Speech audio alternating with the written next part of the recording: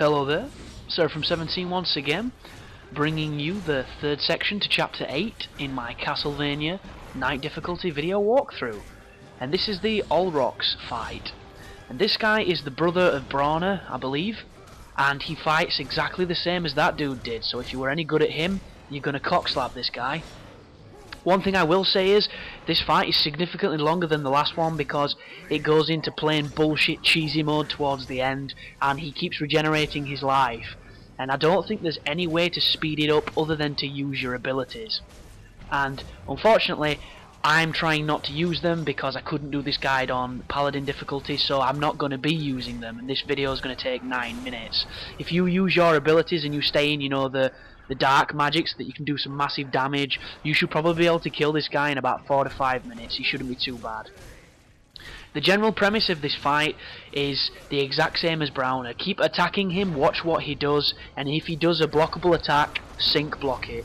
And if you can keep getting him into a loop where he dashes away, he will always generally follow it up with an attack that you can then sync block, attack him, he'll dash away, he'll come back in, you sync block, you attack him. And you can generally get him in a lovely little spawn, why did I say spawn? A lovely little loop. Just have to excuse me, I'm tired as balls, far too many late nights, far too many early mornings, and yeah, I've got no excuse for it aside from that I'm stupid, I guess. But all you have to watch out for is that he just did then. It's a 2-hit combo, and if you're close enough for a third hit, he will do a third. When he rears back like that, it means he's going to throw his weapon, which is on fire, and he throws it directly at where you were. So if you dodge it sideways, you should have no problems whatsoever with him. And I've just opened rendering software to start working in the background while I do this commentary, and it's fucked my laptop because it's making the preview window lag because it's so full of videos. I really need a new hard drive to start storing this stuff, so this should be a little bit more streamlined. But that's a discussion for myself and whoever I buy the piece of shit off, so just keep repeating, and right. What he does now is he'll open the caskets, or the Iron Maidens, sorry, and then he'll drink from the werewolf's corpse. And that will give him his life back. And if you don't attack him, he will drink until his life is full. And what happens is, once he's finished feeding, if the Iron Maiden's still open and it's still got one of the corpses in it, destroy the corpse. Once you get rid of the corpse, he will never be able to use that to regenerate again. Once all the corpses are gone, you will be able to kill him. And that is exactly what you have to do. The only problem is, because this game thinks that this is supposed to be a momentous, fight or some kind of important battle, it draws it out and makes it completely contrived. So instead of it being a nice fun one-on-one for a change, it's a nice bullshit endurance run.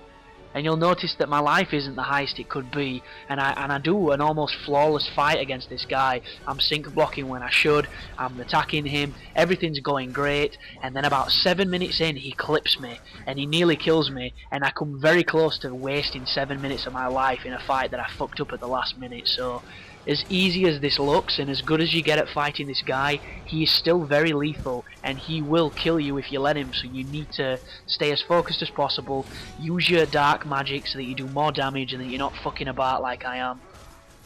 Unless you're going for one of them, crazy pain plus runs or whatever you want to call them, then, have fun, and you should really check out the world. It's all around you when you leave your room.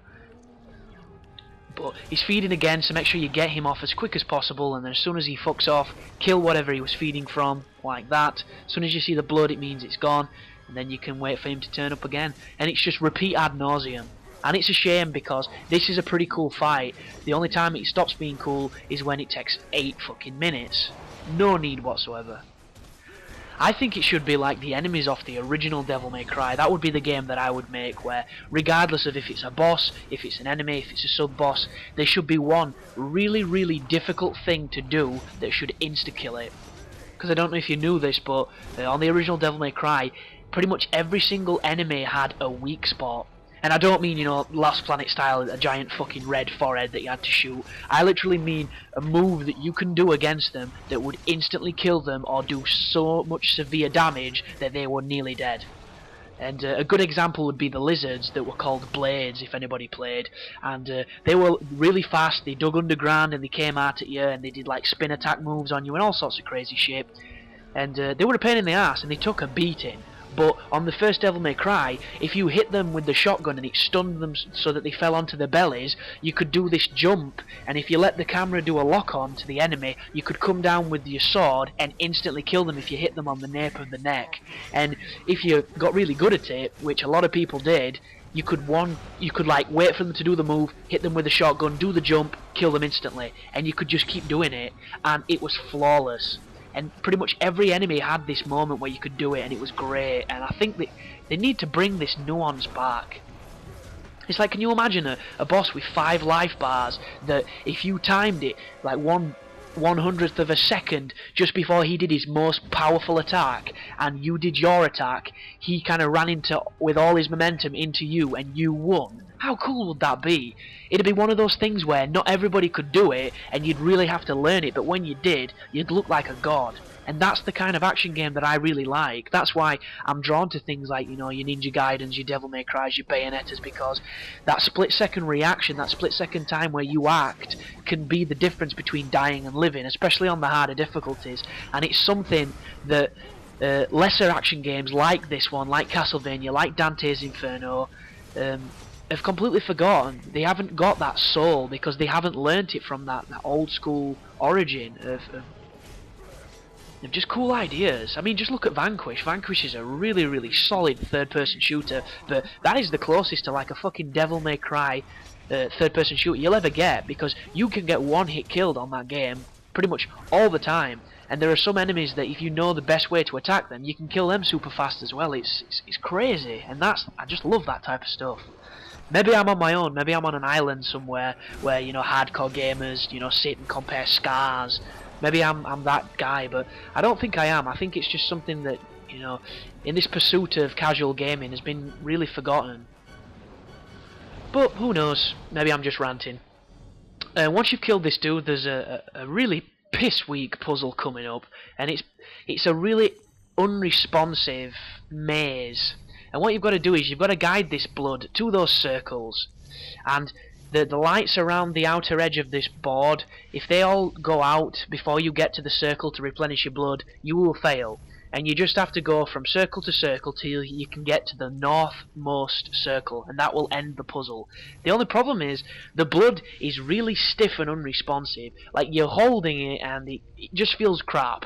It's like, if Pac-Man controlled as bad as this blood did, nobody would have given a shit. That game would have tanked. That would have been the brink of arcade games. Everyone would be like Donkey Kong, Asteroid, and then somebody in the back would be like Pac-Man, and they'd just be like, shut the fuck up.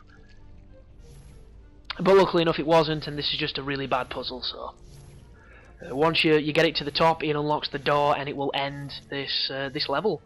And the next one is the throne room, I believe, which is the fight against the next Lord of Shadow. But don't worry, she's a pushover. She's just really big with no real bite. But until I see you there, guys, as always, you take care, and thanks for supporting my channel.